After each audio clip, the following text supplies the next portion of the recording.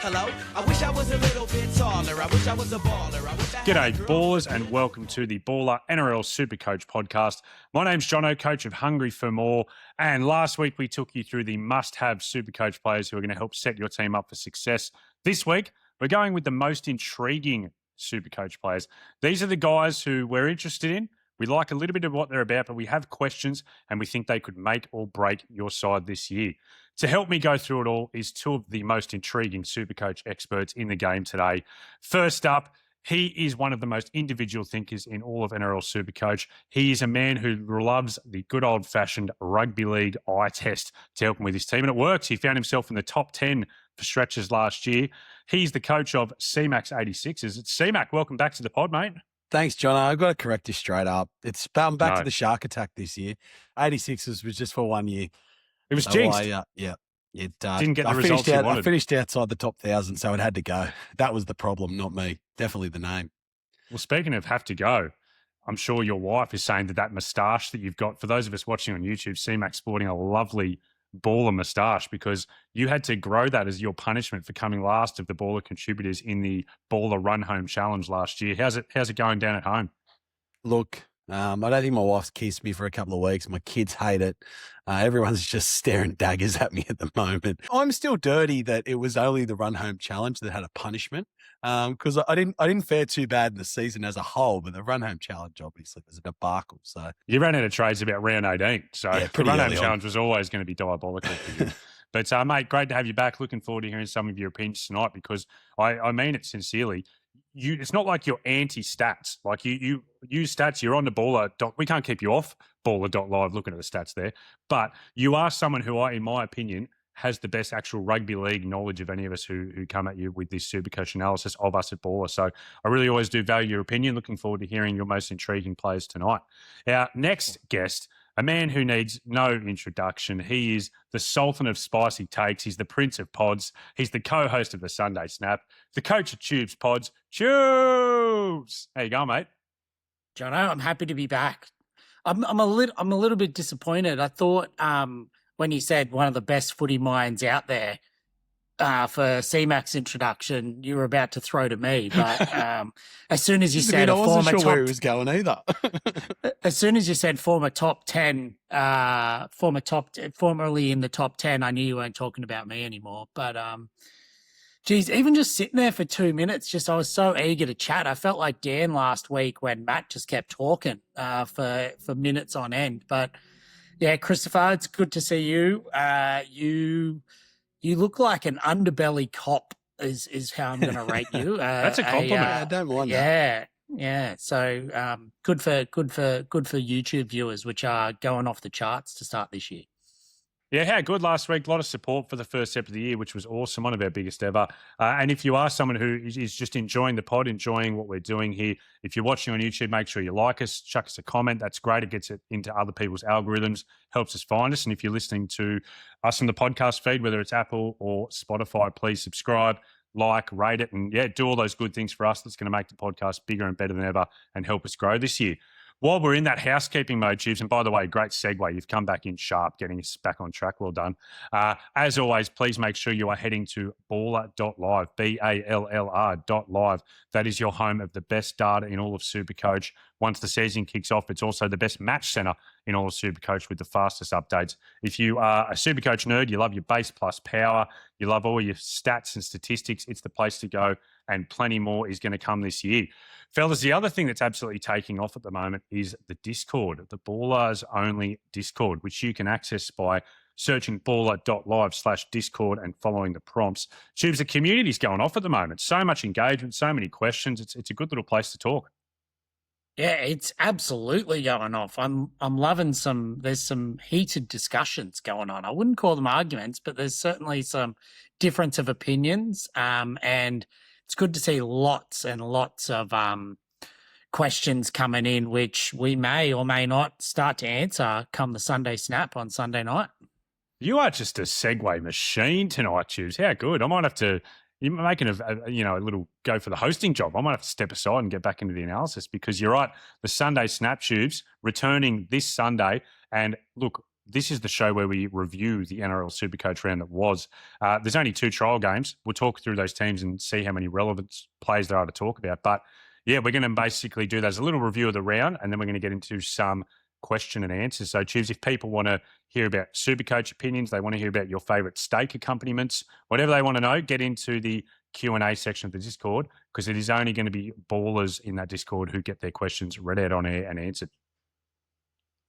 You beauty. All right, fellas, as well, before we get into the trial teams, as always, bit of a socials push. If you are searching Baller SuperCoach or Baller NRL in X, Facebook, Instagram, TikTok, YouTube, you will find the right place to go. So please get in there and do that for us. That'd be great. Fellas, finally, we have some NRL team news. The first teams were named for the trials this week.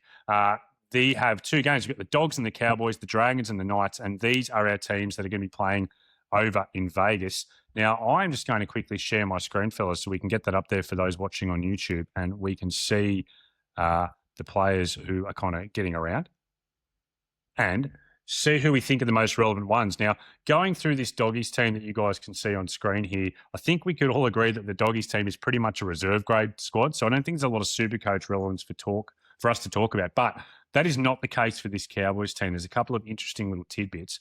Cmac, taking a look at that Cowboys team for the first trial, what is interesting you?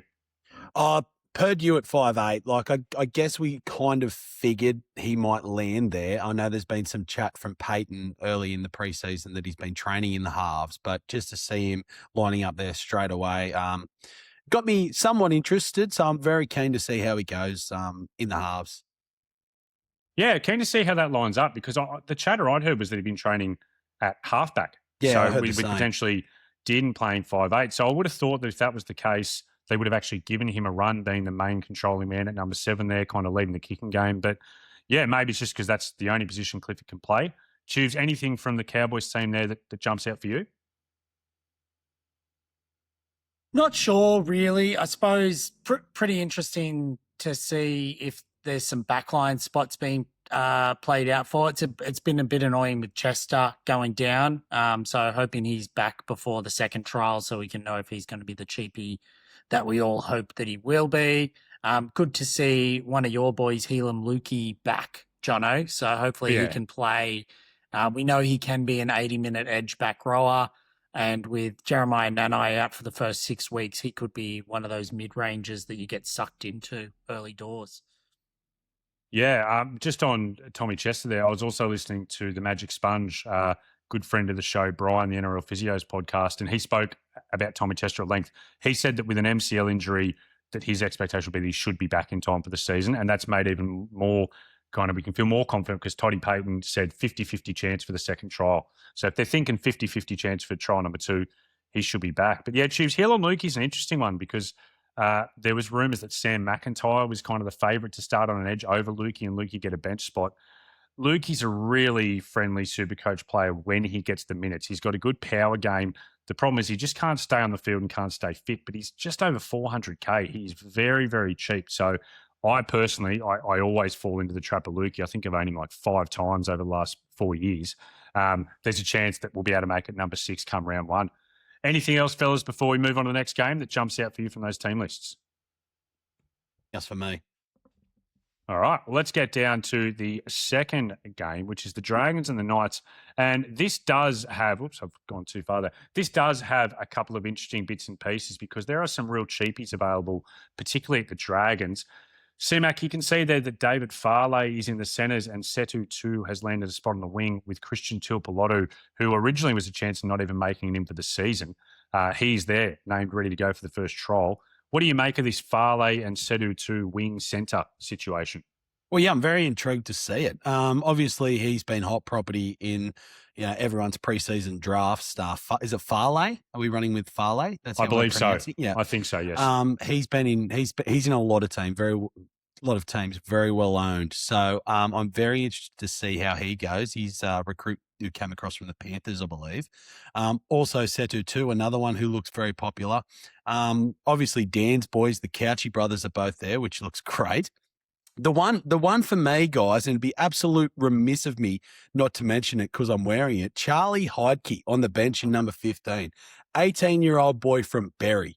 How good. Usually it's up the road from Gerringong, but Charlie played all his juniors at the Berry Magpies, and he's on the bench on the weekend, and whole town's a buzz. Can't wait to see him go. Good luck, Charlie. You thinking about picking him as enough in your opening Supercoach team, Mate, mate? let's see how he goes. He might be a superstar. He genuinely is a freak talent, super, super fast. I think it's just a bit early for him for first grade, but excited to see him in the side. Tubes, what do you make of these Dragons backs? Do you think that Farley being named in the centres for the trial, Sedu2 on the wing, is a sign that maybe 2 has the kind of edge on him for that wing spot? I don't think so. Like, I mean, I think you can play, if you can play centre and you can also play wing, like they might just be looking at what the different combinations need to look like. So obviously, like if Val goes down injured, etc., they probably want to see who their next up centre is. That doesn't necessarily exclude him from the wing. I think we'll find out a bit more in the second trial. It's a bit of a tough one. It feels like the Dragons have half named a starting team. Like you see Josh Kerr and Toby Couchman there as the starting front rowers, but then obviously they've left out Jayden Sewer, and is Dylan Egan maybe still coming back from that ACL injury, so might not be ready in time. So it's just all a bit, up in the air, I think, with the pack. But it'll be good to see the Couchman brothers on the field at the same time, because I really don't mind both of them to start the season as a bit of, ready to explode young guns, forward packs coming through. So I want to see them get away to a good trial. Yeah, I think Toby Couchman is one that we'll definitely talk about in episodes in the future of our Baller preseason content, because he's a really interesting player. And Ryan Couchman, Dan's man, for those who don't know, Danny Boy brought in Ryan Couchman as a big cheap pod, I guess you could call him, to start last year. And Ryan Couchman got on early. Dan was up and about texting the group, and then gone for the season immediately. Also, I just remember one of my favourite moments. There's a lot of people who didn't listen to the Baller content at the start of last year. Dan sending me a "you up" message at 5:30 in the morning Australia time. And I was thinking of my first ever "you up" message. It was fantastic to receive. And then he just wanted to send me a whole bunch of Ryan Couchman New South Wales Cup stats. So one of my best interactions with Dan ever.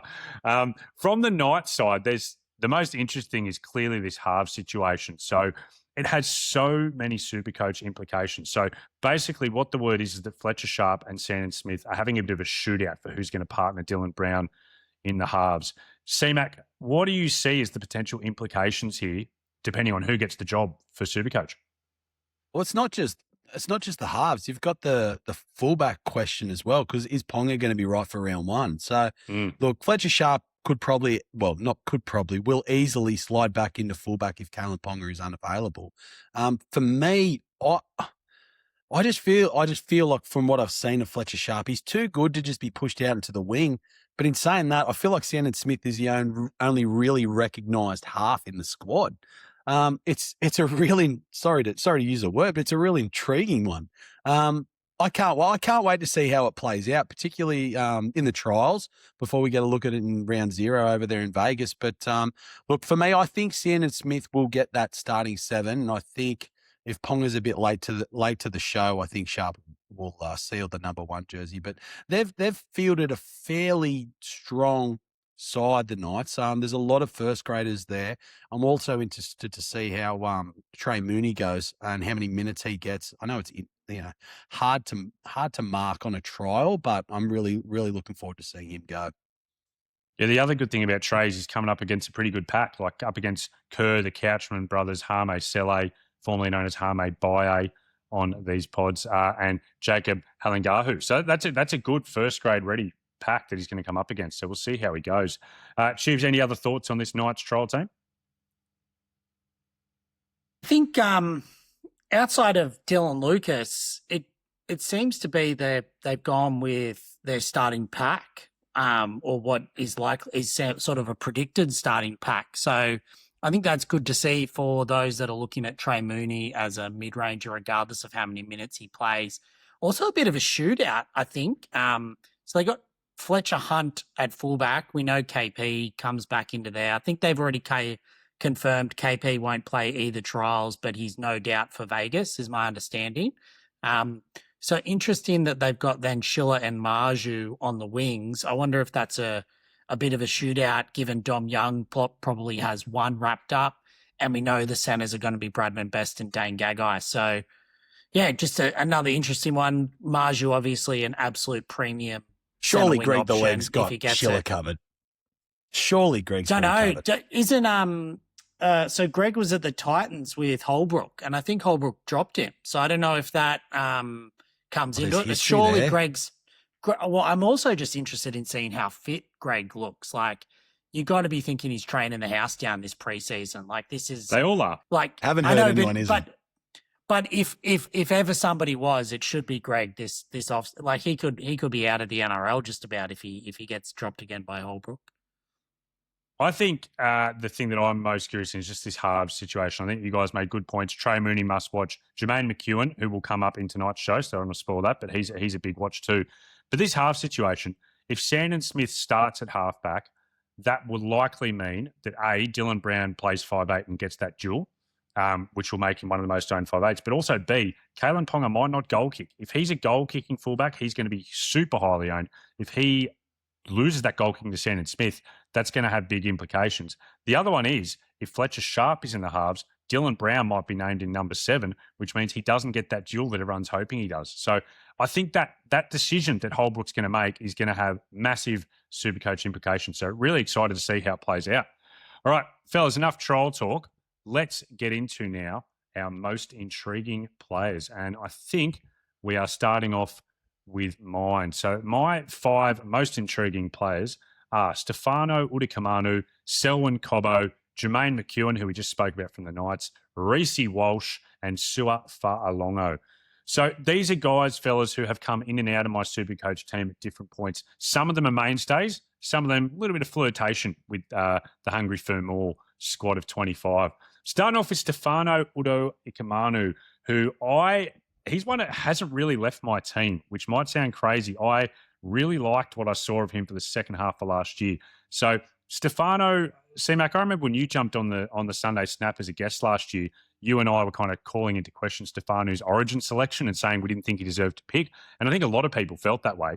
His first 14 games for the Storm, he averaged 40 minutes a game, non-injury affected. That was just their role.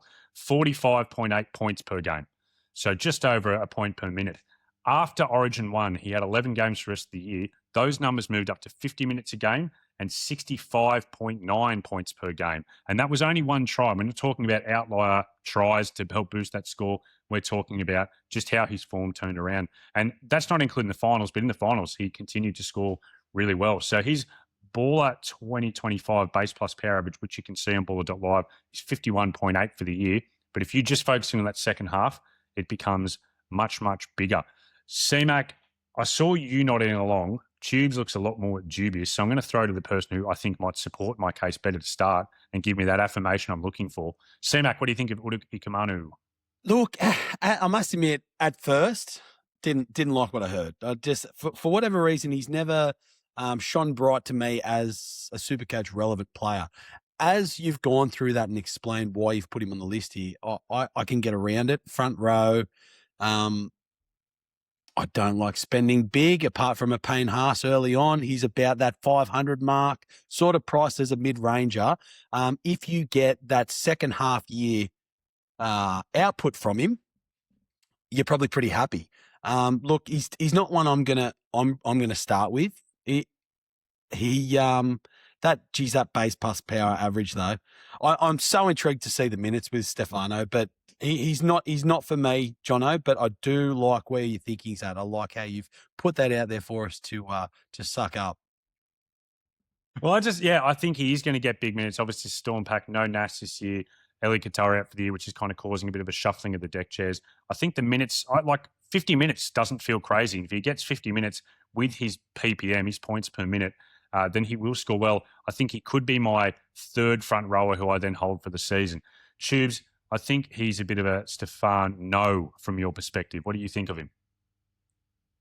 Yeah, well, you just take my joke before I get to give it. Like, I'm not sure about this hosting of the Tuesday pod from you, Jono. Like, You take all the intriguing players first. Make sure you get to go first, so no one else can, and then you just start. You decide to start throwing in jokes that I've already told you pre-pod. Now, to be fair, your joke wasn't very good. You called him Stefan No-Go, and I've just improved it by just putting an emphasis on the no. So I've taken your joke and I feel improved it and tweaked it. He's a Stefan No-Go, and that's not because. And that's not because I don't think that you are wrong that he did take a bit of a leap last year in terms of his actual NRL performance and his actual the way that he sort of became a bit of that alpha of the pack in the NRL finals. But I just don't see necessarily that means that he'll have a step up in minutes. Bellamy isn't necessarily a front row forward 50 to 60 minute plus man, I think. He's going to want Stefano at the back end of the year. He knows that he's got to avoid that injury risk and all of those different things. So I don't think we're going to necessarily see a bigger output from him than we saw last year. I think at 515K, that's just a mid-ranger in that front row forward that you don't need when you can be either getting a gun or a cheapie. And there's other mid-ranges that are much better at a cheaper price. So you'd rather someone like a Jermaine Hopgood maybe at a similar price, Tubes, if we were looking at a kind of like-for-like comparison? I'm not sold on Hopgood, but if we know his minutes are there, he is a proven SuperCoach gun with minutes that are there. I'm more thinking like if you put him up against Trey Mooney 100K less, I'd much rather a Trey Mooney. If you're thinking, there's no way Stefano's your front row forward 1. So really we're talking about front row forward 2 because I agree with Cmac. You're not spending huge in front row forward.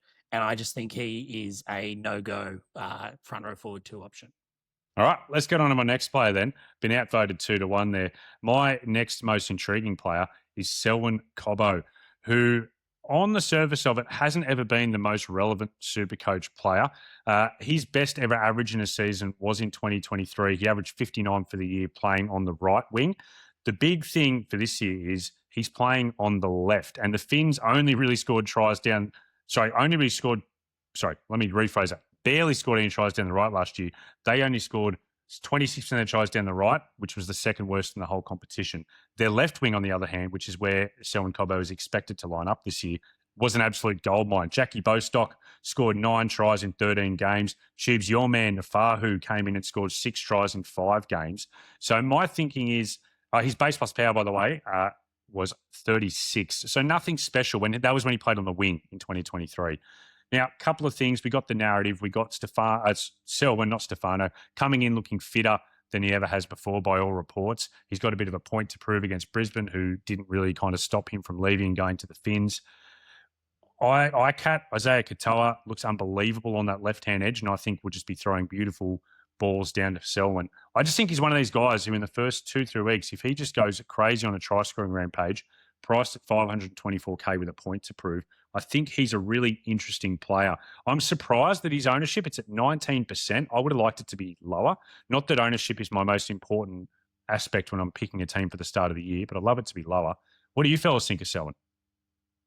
I love him.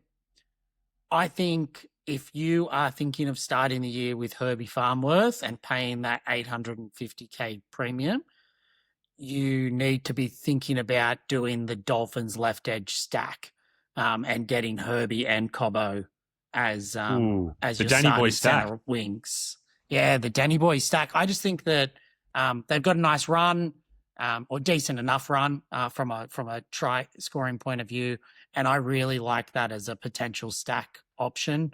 He's been in and out of my preseason drafts, but currently out, but easily could be it. Very intriguing. C-Mac? Yeah, I'm a lot like Tubes. I've had him in and out.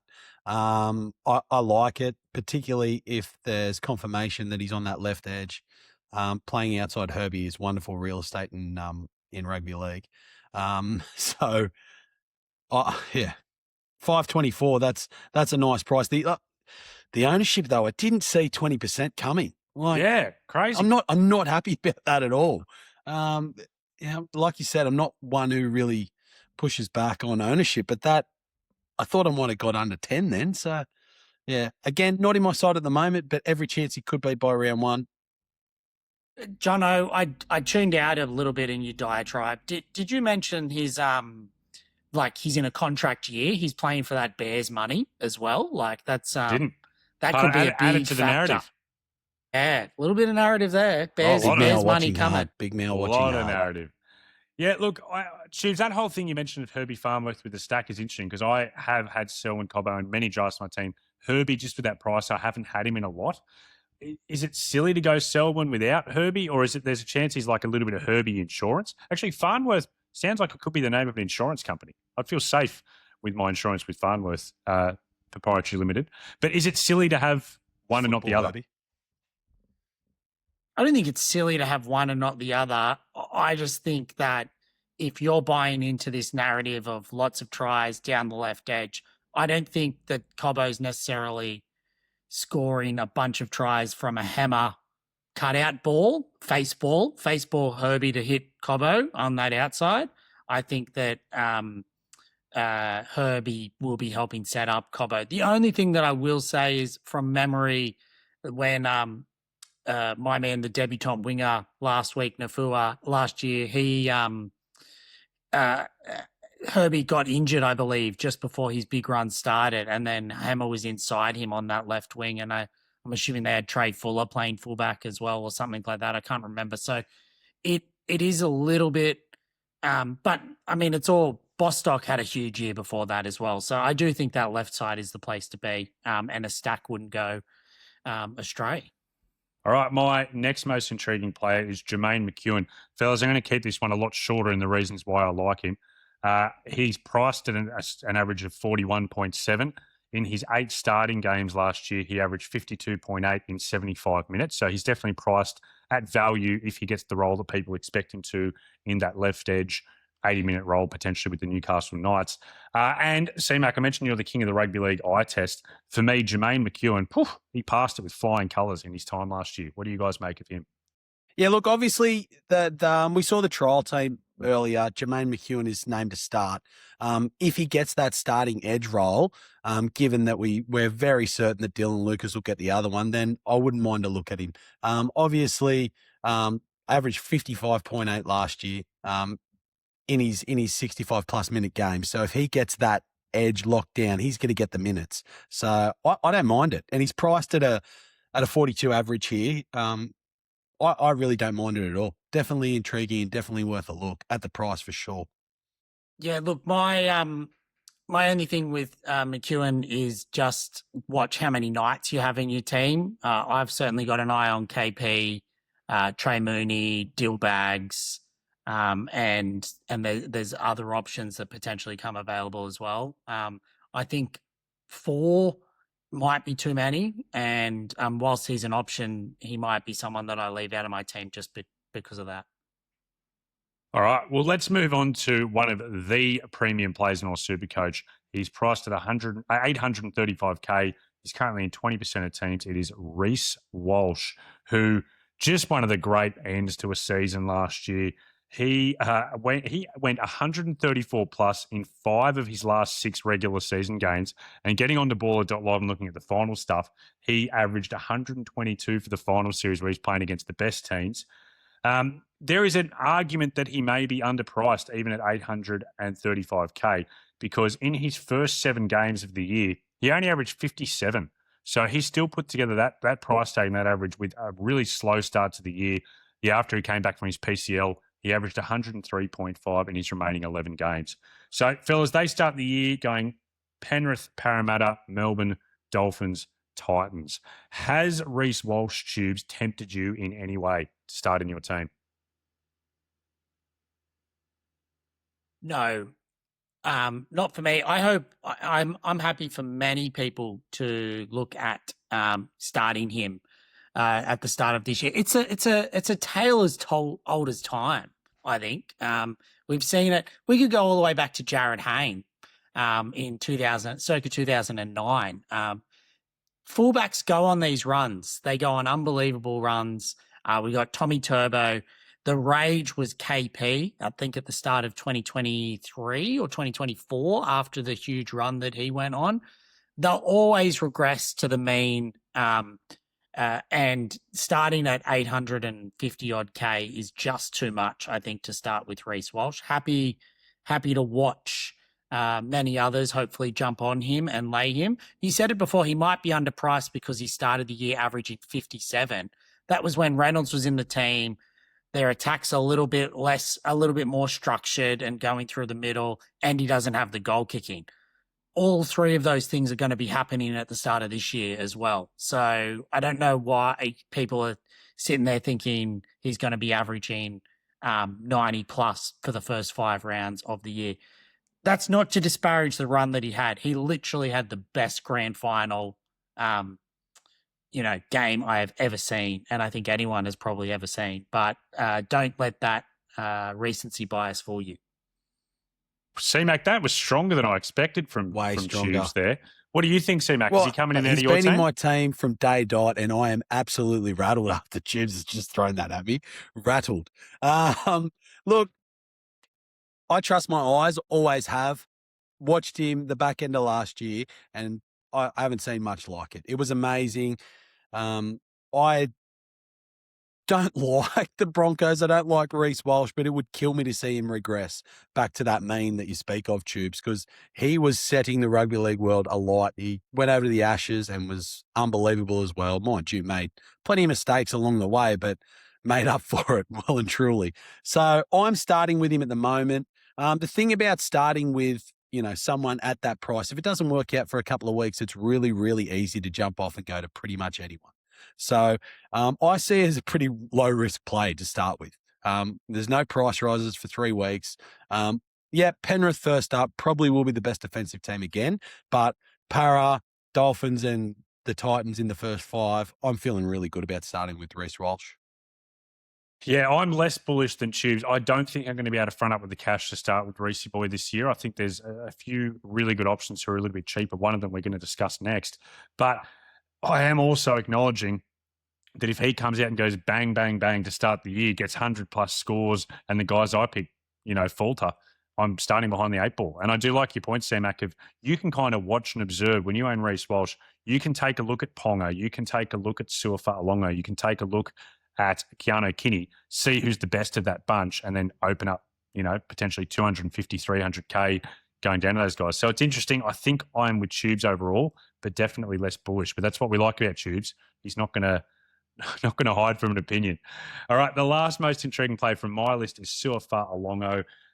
Obviously, Ryan Papenhuyzen is retired. Suafa-Alongo is going to be the starting fullback for the Melbourne Storm this year. Look, basically, he is priced at just around a 52 average. He actually didn't play any games in fullback in 22-25. When he did play, he came in at the wing. His last season at fullback in first grade, 7 games at fullback in his debut year for 64 points per game, lending itself to the fact that he is underpriced. His career average in Queensland Cup is also 64. So, look, the numbers aren't huge. They do suggest that he is underpriced. I also think there's a chance that as a young player, he's about to be surrounded by some really high-quality NRL players, that those averages could easily increase once he finds his footing. But I'm interested. He's 34%, which is really, again, quite high. Again, I try not to focus too much on ownership, but I'm surprised at 34%. Choose, what's your early read on Suafa-Alongo? I just think that at that price, you talked about it with, say, Reece Walsh. If you get him at 850, it's real easy to go down to someone like Sua. I think if you start with Sua, it's a real awkward one if he doesn't fire. Obviously, Pappy fired in that position last year. Sua does look like a player for the future, but I'm just not convinced he's got that ball playing ability quite yet. He's obviously not kicking goals.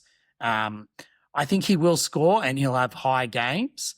I just think premium fullback position, you want the premium players. And if he's sitting there averaging 50 or 60, then he might be doing enough just to be holding his price or going up a little bit. but you're sort of in that awkward position as to how do you get to the guns from there. Cmac, what do you think about Sewer?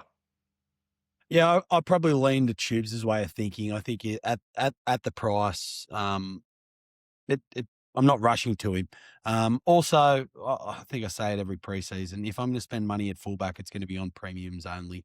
And we'll probably dive into that later in another segment. But I couldn't go there. He's an intriguing watch just in that he's taking Ryan Pappenhausen's spot. He's finally got that crack that he's probably deserved. And if he was at another club, he probably would have taken it with both hands by now. But now he's got the rails run into the number one for the Storm, and I've got no doubt that he'll go well. I just I can't start with him. I want to have a look. Yeah, I think you both make really good points. That Tubes, the one about his lack of ball playing is fair. I don't think he's going to be a big try assist man like Ryan Pappenhausen could be at times.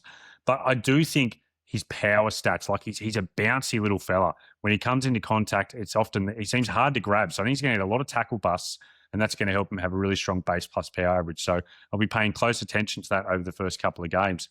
All right, that is my most intriguing players all finished. CMAC, I'm going to allow you to take over the hosting duties for a minute. If you want to read us through your 5 to start, and then you kind of give us the case for each and Tubes and I can respond in turn. Perfect.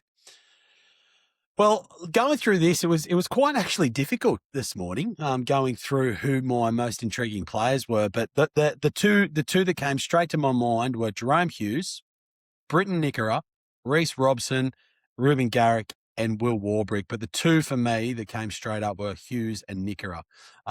Boys, I'm going to dive into Jahrome Hughes first. For me, Jahrome Hughes will always have a piece of my heart for that 2024 back end of season run he had. Got me into the top 100. Yes, I'm blowing my own trumpet there. But no, vice captained him in the last round for like 170 or something against the Broncos. But that Dally M season is still fresh in my mind, and I am very, very confident him coming back fully fit, hopefully. He will hit the ground running. There's some caveats here. Obviously, Eli Katoa has been his main man to hit. That is not there this year. So that is a worry, definitely. Also, no Pappenhausen. Now, is that potentially a positive? Does that mean he'll take more of the creative play? Potentially. I just think, he averaged 65 last year, and I think it was 80 odd the year before. So I feel there's a bounce back coming, and I really, really like the Storm starting the year. They always start pretty hot. I think Para is a nice first up matchup for them. I think Jahrome Hughes is in for a big year. The other one I was going to mention, sitting back as a Kiwi watching the Pacific Nations last year, or the Pacific Cup, I reckon that would have bid at him, knowing it's a World Cup year coming up. And I just think he's going to have a huge preseason. Geez, I'm rolling out the narrative here. I think he's going to have a huge preseason, hit the ground running, and I really, really like Jahrome Hughes. I'm actually looking at running 3 halfbacks, and obviously he's one of them. Oof. I want to hear from you first, Jono. Yeah, I think there's absolutely no chance to start with him. I'm going to say that from the get-go. I just think that we will talk in Baller Blueprint about your strategy around gun and premiums at halfback and fullback. I would prefer Nathan Cleary as a high-end player, and I am looking at running either a Sanders or an Atkinson just for the balance it brings to my squad. So I won't start with him, but I do understand it. So last year, he didn't see the 80 minutes out in 6 of his 18 games last year. So 6 injury-affected games where he had limited minutes. That's obviously affecting his average. That's a third of his games. And all players are going to have a head knock here or there, but to have 130 of games be injury impacted is pretty big. So I do think he's a little bit undervalued when, with that case he put forward. Don't mind it, not for me. Tubby? Yeah, I like him. Very, very much on my radar. I'm looking at potentially starting with 2 gun halfback, 631K. He is on past performance. He's definitely underpriced. He should be over 700. He slots in very nicely there. There are those question marks, but I think there's positives that outweigh. Obviously, having ECAT outside you is a positive, but I don't think that he necessarily got a lot of junky type points from that. I think Pappenhausen not being there is probably a positive because he would have taken a lot of try assists as well with those sweeping balls, whereas potentially going to Sewer changes. I think that he established himself as the absolute dominant playmaker for the Melbourne Storm in the last 2 years. And if he's fully fit, he's one that could easily get off to a red hot start for this year. So I like him, especially if you're running a gun halfback strategy. He's probably the obvious underpriced one for me. Like it. Feel good about that, Tubes. All right, my next one's Briton Nikora, coming in at 570K. So not quite premium price, 3% ownership at the minute. His average last year was only 58. I say only, but that's still not too bad, and I'll explain why in a minute. Base plus power average for last year was 46.8. He doesn't have the base plus power that some other back rowers do have. What he does do, though, is get attacking stats. Last year, he only had 7 tries. And I say only 7 for a back row is usually pretty good, but I feel like Nikora is a strike weapon on the edge for the Sharks. And it doesn't matter which half. Cronulla play a different style of football where it's generally Trindle on his side, I think, but both halves at different times will swing, and he's got great relationships with both and runs as good a line as anyone in the NRL. I think his Pacific, I'm going to go back to the Pacific Cup again. I thought he had a game, and I can't remember off the top of my head whether it was Tonga or Samoa, where he was unbelievable. Like, just breaking tackles, he was a beast. He lost his starting spot at the back end of last year. I think he's going to hit the ground running and train the house down. And Briton Nikora, he's got that pedigree. He's been an absolute premium back rower before. I think he can be it again, and I really like him. I'm all but starting him in my first side at the minute. Tubes, I'll go to you first. Oh, good. Oh, that's a stinker, I reckon. Like I've said, towers on it, mid-range back row traps. Like, just leave me out. Is he a mid-range though? Like maybe price 570K. Yeah, he has been a gun. I agree. He has been a gun. He lost the starting spot, as you said, injury. And I know that was coming off injury, but just a great back row the Sharks have got. Billy Burns did play very well. Obviously Jesse Colquhoun and Teague Wilton, and Colquhoun, I think. Or Colquhoun. I like Colquhoun. Anyway, so I don't think he's assured of 80 minutes from my perspective. And I just think 570K, he's easily one that you could look at once you've seen him fully playing and what that rotation is going to look like for the first few weeks or first few rounds from my perspective. Cmac, I was so deflated by everything after that. That was just it was a blur. Well, Cmac, let me start with because I am with Tubes. I'm not into Briton Nikora. One of your cases, a hat-trick round one. Look, he averaged over 69 in 2024, over 69 in 2023. So the fact that he did have a year of 58, I can understand why that looks like a downturn. Cmac, you said it was a try-scoring issue. 7 tries last year, 9 in 2024, 8 in 2023. So that difference in average isn't coming down to a lack of tries. His tries were actually fairly comparable. What it came down to was... Don't throw stats at me. Yeah. That was a run sheet stitch-up, I think. His base play, yeah. Thanks, shout out Gramsy for that stitch up on CMAC. Make sure only 7 tries in the in his spreadsheet. Failed to mention that's pretty standard. Now, look, what fell off dramatically for him was his base plus power. His base plus power all year was nothing like it was the 2 years prior. I'm interested for you guys as Sharkies fans. He's like Tubes, and we spoke about this in the Snap a lot of times last year. Was it just a tactic to make Briton Nikora do less grunt work to protect his body and make him sharper and more of an attacking weapon coming near the try line? And I think there's a big chance that, yes, that's what it was. So for me, CMAC, I hope you start with him. I hope you prove me wrong. But I just think that maybe his role and the way he's going to play the game of rugby league has changed a little bit. No, I think they're all fair points. I don't know. I'm probably a little black, white, and blue eyes here. I'm a little biased. It's probably fair. Would you do the Nico stack if you go on Nikora? Well, Nico's always in my team. I don't even think about not having Nico. Always Nico. so it's every chance. So, Mac, The Graham's just written "gotcha" in our chat that we can see, as if he purposely stitched you up and didn't just make a mistake. I'm sort of with him. 7 tries felt low. That's why I ran with it. Anyway, we'll move on from Brit. The next guy is Reece Robson at hooker, coming from the Cowboys down to the Roosters, priced at 500, so mid-range, 10% ownership. Look, the reason I've thrown him in here, I'm not sure I particularly like it, but I'm having real trouble filling my hooker spot, to be honest. I'm not quite sure if I want to go to Harry Grant, although I think he's really well priced. I have currently got 2 cheapies in Smith and Talon De Silva, which that's not viable. So I'm just trying to work out how to fit everyone in my team. And I've been looking at Reece Robson. Now, his average is, it's meat and potatoes for a hooker. But what minutes is he going to play? That's the biggest question for me. Like Connor Watson did play big minutes, but he also had Cheese coming off the bench at different times, Zach Docker-Clay coming off the bench at different times, and he could also go into that middle rotation as well and fill just about any position on the field.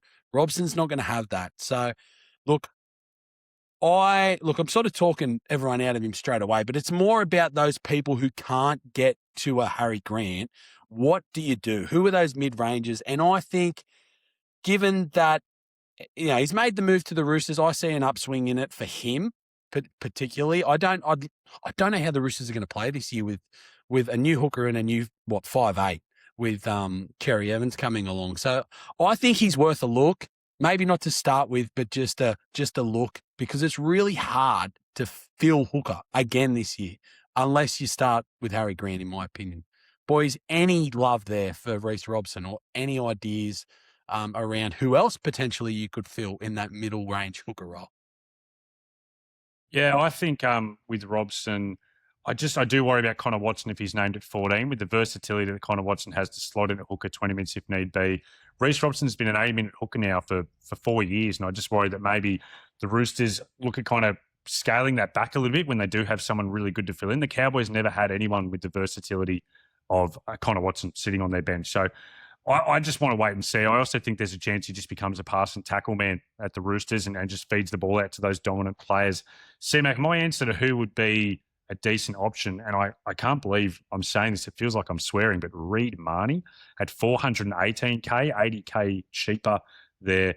And I just wonder, because I think at the Cowboys, he will get that 80-minute role. I don't want to start with either of them, but I'm just giving that as an option for people who are looking for someone at around that price range. Or a Jakey Simpkin if he gets 80 minutes too. Jono, Reed Marnie. Sorry, couldn't help it. Had to do it back. Sorry, Jono.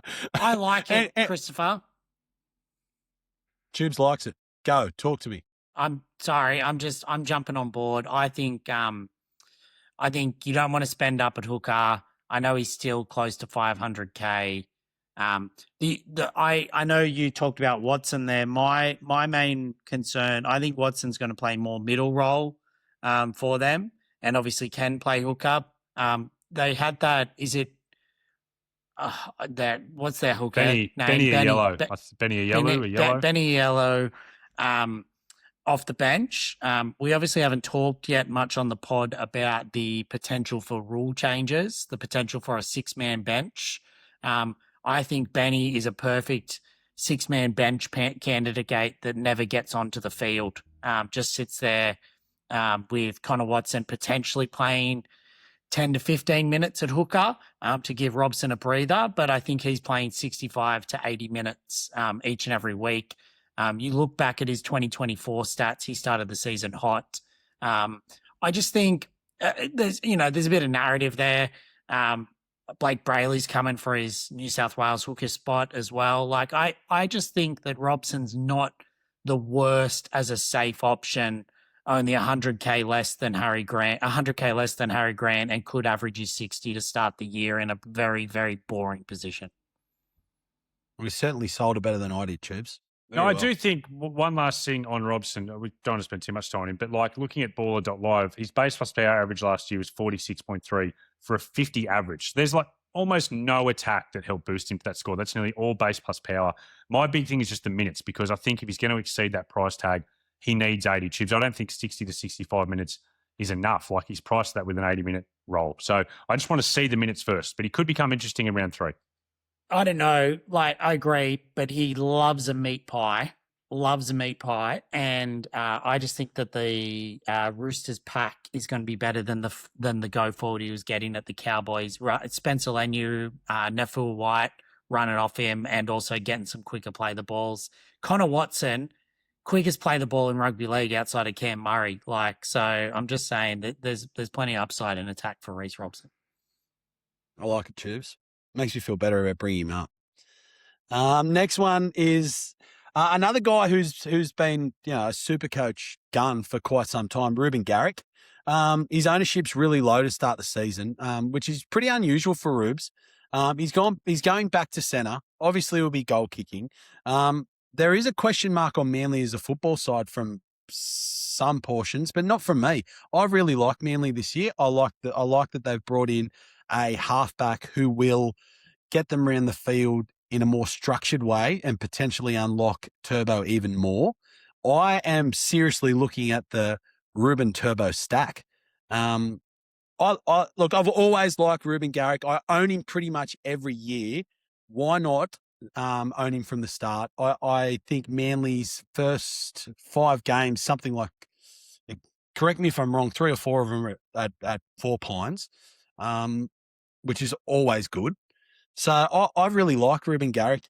I'm looking at an almost premium centre winger, given that the options of Herbie, who limped off a training apparently the other day, Jacob Kiraz, who's also in the injury group and has a round 2 bye. I don't mind him to start at the moment. I really like Reuben. Any thoughts on it, Jono? Yeah, I like it too. I think it's funny because he came in at pretty much exactly the same price to start last year, and he was one of the most owned players. Everyone wanted a bar of Garrick, and there was a lot of chatter about how good he was. Look, his base plus power is 39.7. That is not stellar. That's middle of the road for wingers and centres in the NRL these days. But what he does have is that goal kicking. He gets 10 points a game from goal kicks. So that kind of base plus power average, you add the goal kicking, it's a 50 average as kind of your base for Reuben Garrick over the course of the season. The big question is, can that Manly attack fire? He scored 11 tries last year. That's a little bit more than Briton Nikora, and quite comparable to his career averages outside of 2021, where everyone at Manly went on an absolute crazy tear. But you take that year out, 11 tries is about right. I could see him easily exceeding that this year if Manly click. I like it, and I'm putting a lot of consideration into him. And Cmac, I'm with you. I'd prefer him over a Jacob Kiraz just with that big price difference.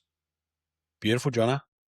Tubby? Jono, does Jamal Fogarty still go to the noted Canberra barber to get his hair cut? Is that where you're getting your inside information that Reuben Garrick is kicking this year? Because I don't think it's 100%. I think there's a chance that Jamal kicks, and I think there's a big chance that Jamal kicks. I think that losing Cherry Evans will be a negative for Garrick. I think that Garrick was a much better option when he did go to that left wing, if you're looking at a turbo stack rather than going to the right. In saying all of that, obviously he will still be a gun, and he does have those big games in him that we saw. But I think the risk of him not kicking, although we should find out in the trials, the loss of Cherry Evans, and just the fact that I think he's now signed with the Dragons. Love a narrative. Now signed with the Dragons. Roosters, sorry, with the Roosters. Just could not be a career year for Reuben, that's all. And there's enough downside there for me to not pay $664K for him to start the year. Fairly well thought out reply there, Tubes. Nothing else on Reuben, boys? You get so sad when we were... No, it's fine. So sad. You're riding the waves of emotion in this it's so good. 5 here, C-Mac. Anyway, we'll move on to my last one, the brick, Willie Boy Warbrick. Obviously missed a lot of football last year due to concussion. Came back in the finals and I thought played really, really well. I think you're getting him at a reduced price. He's $413K. His ownership's at about 10%, just a bit above. Obviously, I touched on last year, he didn't play many games. His average was 47. I don't know what to take into that. Base plus power last year, 35.3. Look, he's not a Brian To'o, but I think he does have work rate. He also can find the try line. I really like Warbrick at the price. I just think he's going to be playing in. Obviously, the Storm are going to be a good side again. They're going to start the season well, and I think Will Warbrick at the price is a really, really good option. Tubey, start with you this time. I think he's an option. You're going to want to keep abreast with the Zach Lomax Parramatta Eel Supreme Court case and see what happens there. That's a fair shout. That is good. Yeah. That could be trouble for the Brick and his starting left wing spot. I mean, other than that, if that was done and dusted and you knew what was happening there before the start of the season and it wasn't up in the air that Lomax could be in any time from round 2 or 3, it's a pod play. It's a Storm sort of, Danny Boy's Warbrick Hughes stack, something like that. You could easily look at something. He does have the upside in him. The Storm are going to be one of the top 4 best teams in the comp again, like they always are. So, yeah, he can go on a run, but not for me, I don't think. Fair enough, Tubes. Trying to be a bit more upbeat. Jono? Yeah, Warbrick's very meh for me. Like he's. I actually think that's a really fair way of framing it. It is a bit meh, but at the price, there's something there for me. Yeah, look, he's definitely at a slight discount. I don't know if it's massive. Like he averaged 53 in 2024, 50 in 2023. So he's never a guy who's been massively Supercoach relevant since 2023 when he started at a basement price and he gave us some nice cash growth. Not for me. Not for me for the Brick. Fair enough. Well, that's my 5 boys. Over to you, Tubey. Take the reins. Look, I'll just finish on the Brick that there will be a 400k centre wing that's going to average 90 plus to start the year, and why not Warbrick? Could be him easily. All right, I will jump into mine. I just need to remember what they are. All right, I've got 5. We've already mentioned 1 or 2 throughout the episode, but I am starting with my man Kalyn Ponga. I then jump into another absolute gun in Jayden Campbell. I'm then these are some deliberations I'm thinking of at the moment in the back row, and that's Angus, Crichton, and Jacob Preston. I think Crichton's one that you can take on Isaiah Yeo, that was talked about in last week's pod as a must-have. And then my 5th one, which is very intriguing, and he's currently sitting in my side, is the Raiders 5'8", Ethan Strange. So they're the 5 that I want to go through to start off. KP, I'm kicking off with KP. So I mentioned earlier, I've been trying to follow. He's been in my team pretty much since day dot. He's priced at 600k or 608k. Pretty low ownership percentages at the moment at 14%. We know what the year was last year. It's a bit of a narrative pick. I know he's coming off an injury. I know he's not going to play the trials, but apparently he was in the moon boot up until Christmas. He's now fully fit and running. They just don't want to risk him in the trials, and he'll be ready to go for Vegas. Part of it is just KP's a proven gun. I think he'll likely keep the goal kicking. We'll see what happens with Sandon Smith, but assuming that all of that works out and KP does keep the goal kicking, we've seen him have huge scores historically in Supercoach. And I'm just putting last year down to is it Adam O'Brien or Aidan O'Brien? One of them is a horse trainer. One of them is a NRL. One was a Big Bash cricketer too, wasn't there? Yeah. So anyway, somewhere in there. AB has to be one of the worst attacking minds in the NRL history. You never could see what was going on with their attacking play last year. I feel like we talked about it each and every week. So I'm just backing in a fully fit Ponga with a new coach, new attacking structure, that he's going to get back to his best. And we know he's a 750 to 800k fullback. Don't mind their run either. Obviously, they start in Vegas, so you get that nice little VC option to start. They got the Cowboys, which are a bit leaky. They've got the Warriors, the Dogs, the Raiders, the Tigers. Not a bad run to start the season either. Fair enough. Well, that's my 5 boys. Over to you, Tubby. All right, Christopher. Yeah, look, Tubes, I don't mind it. Jeez, I don't it's mind it at creaky. all. I think it. I don't mind it at all. I think you are getting him in a reduced price, and if he's got the goal kicking, I really, really like it. Like you said, they've got a nice run to start. I worry about injuries in the preseason, taking them into the season. Like last season injuries into a new season, I'm okay with, but preseason injuries where you're carrying them, they do worry me. So I potentially will not start with Ponga, but geez, if he fires, especially round one, it's going to hurt not owning him. I don't mind it at all. Yeah, Tubes, I love it. Like, I think you said there's a bit of narrative involved. Put the narrative aside, there's just great stats involved. Like, he's priced at a 62.2. He averaged 80.7 in 2024, 87.4 in 2023. Last year, he just never looked quite right. I'm going to go as far as to say if he is goal kicking for round 0 in Vegas, he's a must-have, and I'll leave it there.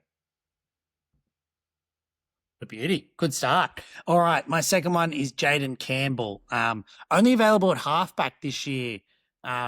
He was obviously dual last year, but really made that number 7 jersey his own at the Titans. He's priced in that premium range, $711K, but he will be pod territory because of it as halfback only.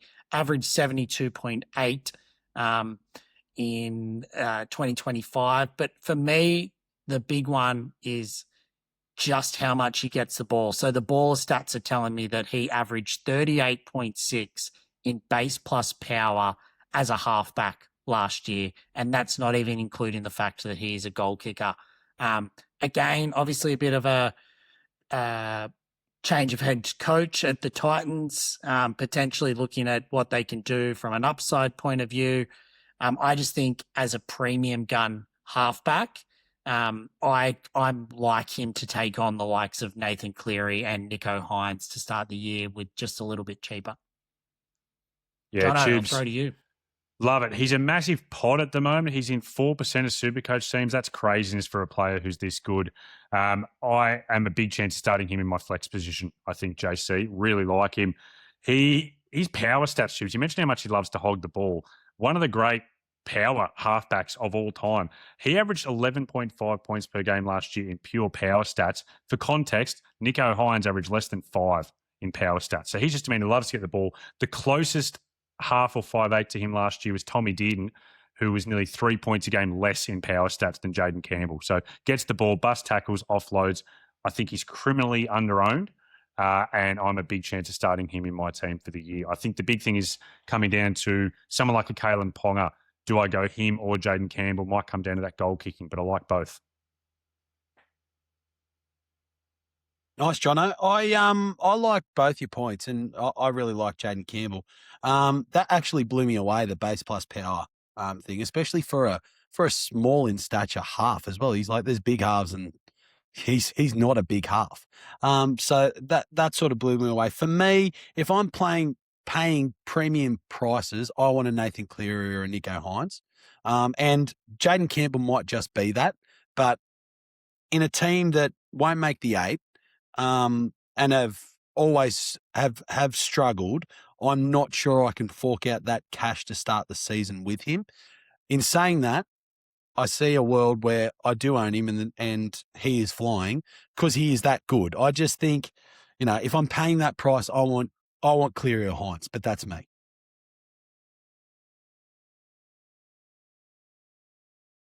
Yeah, look, I understand. I think Jayden Campbell overtakes Nicho Hynes this year, and Cleary's just too expensive for me. All right, I'll jump into my next one, which is Angus Gus Bus Crichton. He's starting the season at 610K, obviously coming off a much lower averaging season in 2025, averaging only 62.4. 58 of that was in base plus power at the Roosters last year. So basically he's had 4 points on average in attacking stats, only 4 tries in 2025. I just think that there's huge upside with Angus Crichton. Interestingly, looking at his stats from last year, 3 of those tries came in the last handful of rounds when Sam Walker was back on that left edge and the Roosters started being a bit more dominant on that left edge with Sam Walker instead of Sandon Smith. I think with their halves pairing that they're looking at to start the year, obviously Cherry may take a little bit more ball, but I think the buck will still stop that. Sam Walker will be able to call the shots.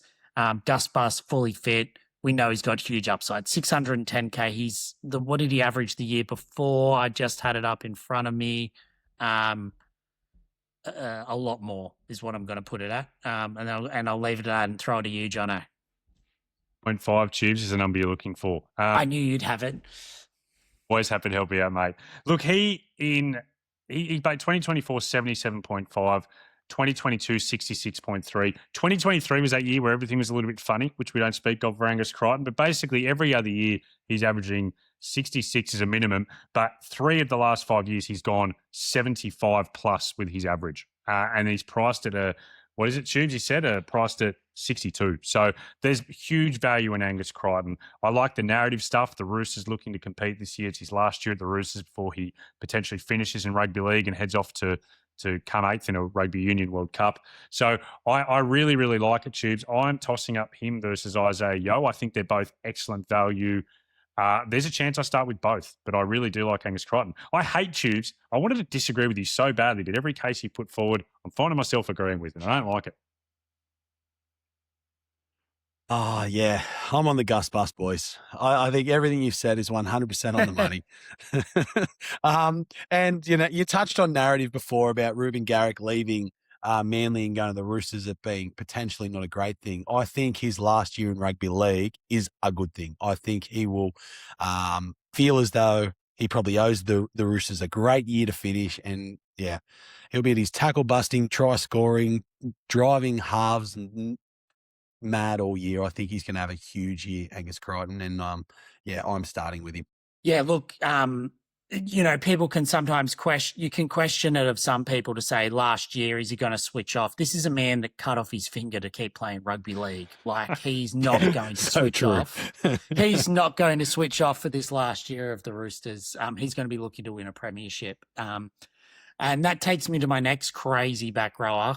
He's the playing on the right edge, I believe, for the Bulldogs, and that's Jacob Preston. I like the idea of having a gun back rower. I think that he's one of those young, up and coming. I think he's got origin potential. He'll likely be in the squad this year. He may make the team again. I like the idea of the way that Galvin and him having a preseason together and actually clicking and running off each other, with Galvin demanding more ball on that right-hand side.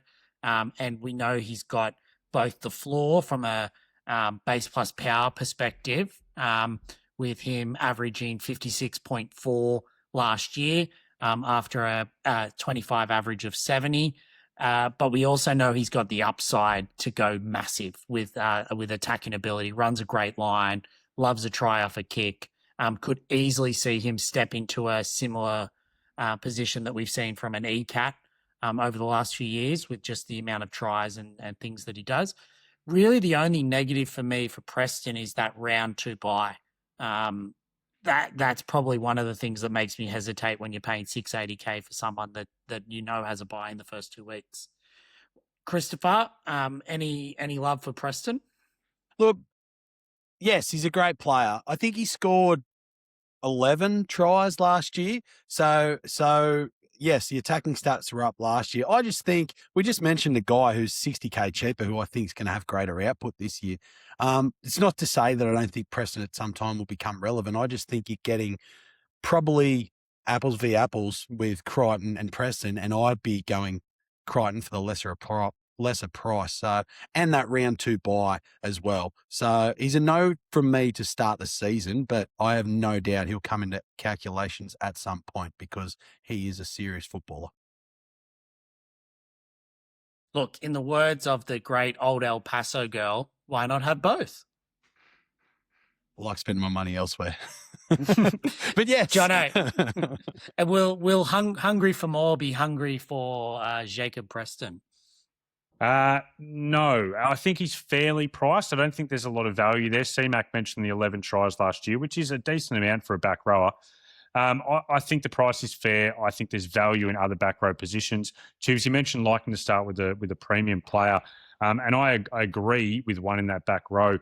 But Matt actually made a really good point in the Baller Discord during the week that David Fafita is basically a premium player that you're getting priced at a mid-range price. So you kind of already are getting a cheap premium player in that role. I just think it's a little bit too much cash when there's cheaper options available, like Cmac put forward. All right, I'll round this out with a bit of a chat about Ethan Strange. This is very narrative heavy. He had a great season last year. He averaged 62.4. His base plus power is 34, and he's priced at 610K. This is a little bit around 5'8" is just such a dire position. If Dylan Brown does not get the 5'8" spot, I'm looking for who is that other option. I may start with two cheapies if I can find them in 5'8", and I think that Ethan Strange is the one that could take a step up. Obviously, there's a question mark if he kicks goals with Sanders in the team. I'm not sure I loved the thought of him moving to the right-hand side, but what I do like as a narrative is the fact that Ethan Strange, this needs to become his team with Fogarty gone. It's not going to become Ethan Sanders' team. It needs to become Ethan Strange's team. And I just think that he was electric both for the Raiders and then even like making the Australia squad and everything at the back end of last year. Such a great ball runner, has that attacking upside in him. He's definitely on my radar as potentially the best 5'8" option for the year. Jono, you're nodding along. Raiders boy. What do you think? Look, I'm not a Raiders man. Love my Rabbitohs, but I do have a soft spot for living down here in the capital. Tubes, I love Ethan Strange as a player. If he was goal kicking this year, he'd be pushing towards a must-have for me again. Like his second half of the season was phenomenal. You mentioned that switch to the right edges here from the left, which shout out to, I can't remember who it was, but someone in the Baller Discord kind of brought that forward to our attention during the week. I sent off a couple of text messages, Tubes, based off that information, do a little bit more digging. You know that I do know people who cut the hair of some very important people down here in Canberra. And he did confirm for me that is the way, or someone did confirm for me, that is the way the Rays have been training. This person also confirmed for me that what your narrative, Tubes, that you're saying of a bigger role is 100% true. They are going to be looking at Ethan Strange doing a significant amount more of general play kicking this year. That isn't just down to Sanders. That's apparently down to the fact that when Fogarty had a lot of pressure put in last year, there wasn't anyone else to step up and take a big role. So they're looking at Strange taking that more in his game and taking a bigger role of the playmaking.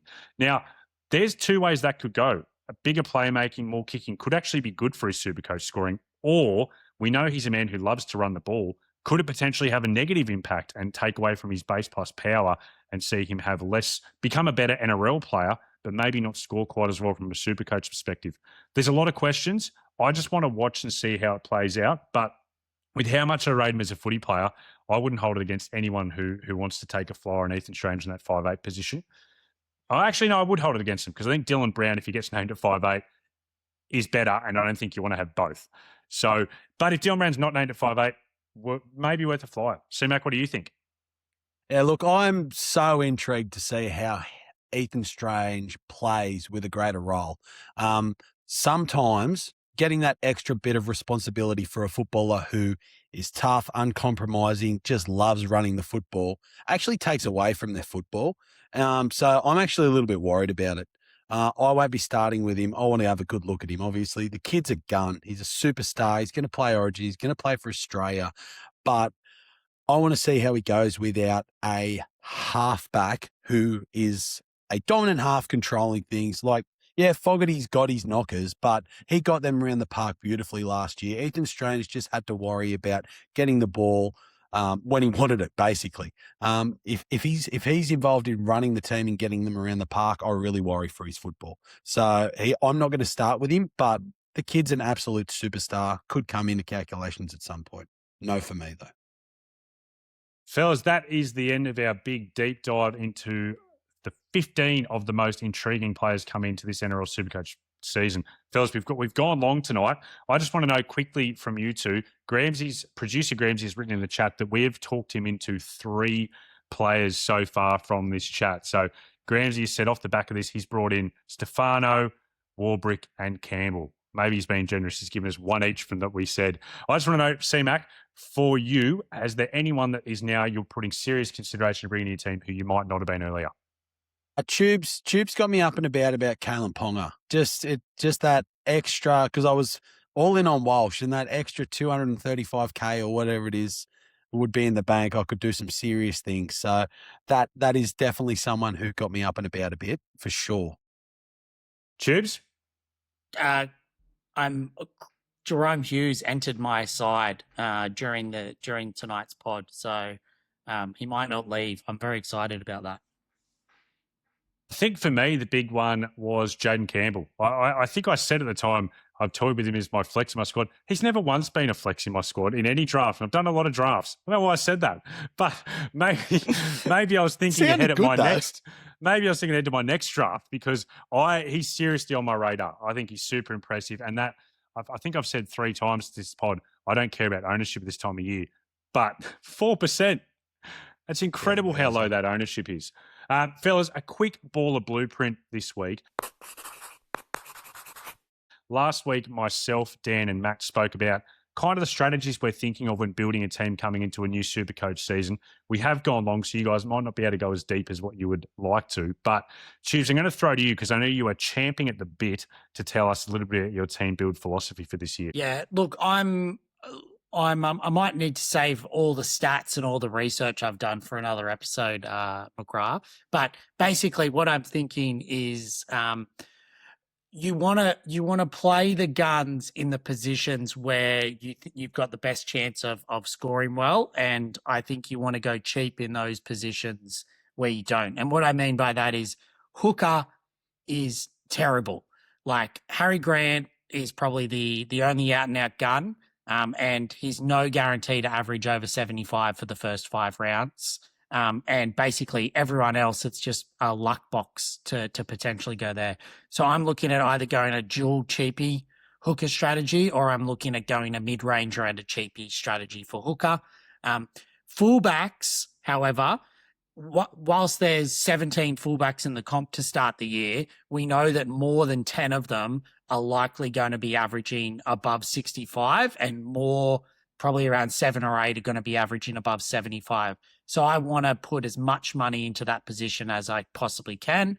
Obviously, when there's a guy like Keeney staring you in the face, it's cheap, and you know he's a gun, you're still going to get him. But that's what I'm looking at doing. Similar position for halfback. That's why I want to start the year with 2 absolute gun halves, whereas cheap halves historically have not done that well. They take a few seasons to start kicking off. So I'm going to be looking at stacking fullback. I'm going to be looking at stacking the halves, and I'm going to be looking at going cheap in hooker, and likely, apart from Dylan Brown, unless assuming Dylan Brown gets 5'8", I'll have him. If he doesn't get 5'8", then I'll probably still just go real cheap at 5'8", and look at stacking that back row, front row forward position as well. And I suppose the other point just to add, that's in a similar position with centre wing. Obviously, there's so many centre wings out there. I think that you could get lucky and grab all of the right high-priced, high-averaging centre wings to start the year. But the gap between a cheap centre wing that's starting, that scores tries, and the best centre wing isn't necessarily going to be that large. So I think if there ends up being good, cheapy starting centre wings, I'll be getting as many of them into my side as possible. Beauty. I like it, Chiefs. Looking forward to seeing those stats that you're talking about on a future episode once you do your big deep dive. I'm sure ChatGPT, we're getting a few prompts trying to see if it can find that research for you. Maybe you just need to give ChatGPT your login to ballr.live and see if it can figure it all out for you. CMAC, what is your team build philosophy heading into this year? What are you looking at?